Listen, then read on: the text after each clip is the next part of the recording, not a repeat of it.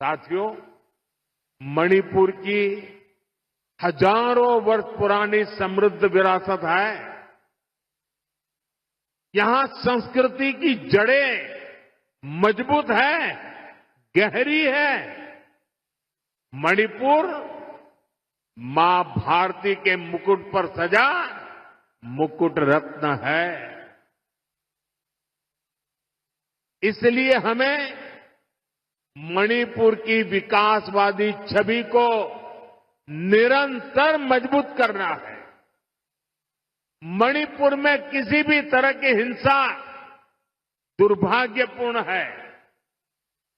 ये हिंसा हमारे पूर्वजों और हमारी भावी पीढ़ी के साथ भी बहुत बड़ा अन्याय है। साथियों, आजादी के बाद देश के पश्चिमी और दक्षिणी हिस्से के बड़े शहरों में विकास हुआ, वहां सपने पले, नौजवानों को नए मौके मिले। अब 21वीं सदी का ये समय ईस्ट का है, नॉर्थ ईस्ट का है। इसलिए मणिपुर के विकास को भारत सरकार ने निरंतर प्राथमिकता दी है। इसी का परिणाम है कि मणिपुर की विकास दर लगातार बढ़ रही है। 2014 से पहले मणिपुर की विकास दर 1% से भी कम थी, 1% भी नहीं थी।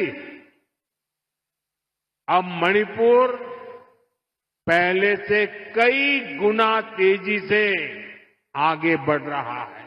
साथियों, मणिपुर में शांति और स्थिरता आए, यहां के लोगों के हित सुरक्षित रहे, जो कैंपों में रहने को मजबूर है उनका जीवन फिर पटरी पर आए, इसके लिए हमारी सरकार निरंतर काम कर रही है।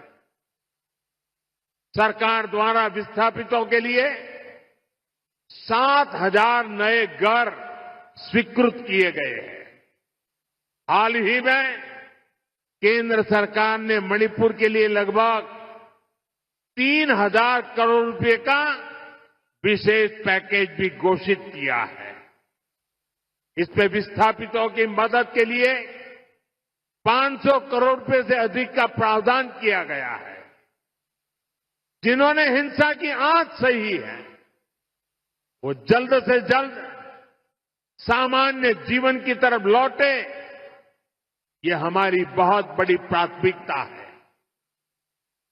मणिपुर पुलिस के लिए बना नया हेडक्वार्टर भी इसमें आपकी बहुत मदद करेगा। साथियों, मणिपुर देश का वो राज्य है जहां माताएं बहनें इकोनॉमी के फोरफ्रंट में है। ईमा कैथल की परंपरा इसका बहुत बड़ा प्रमाण है। मैं नारी शक्ति को भारत के विकास की, आत्मनिर्भर भारत की भी धुरी मानता हूं। इसकी प्रेरणा हम यहां मणिपुर में देख रहे हैं।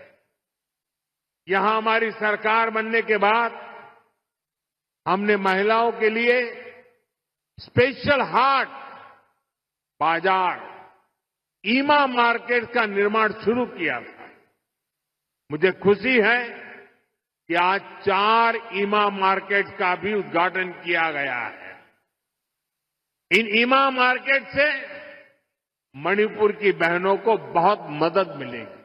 अभी ऑपरेशन सिंदूर में दुनिया ने भारत की सेना के सामर्थ्य को देखा है।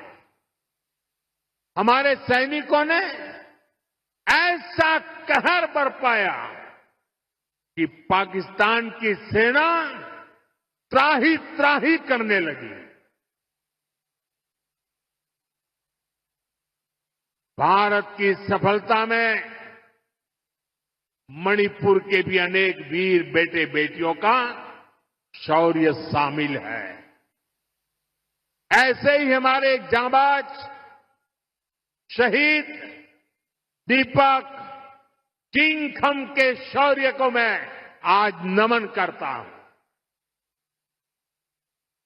ऑपरेशन सिंदूर के दौरान उनका बलिदान देश हमेशा याद रखेगा।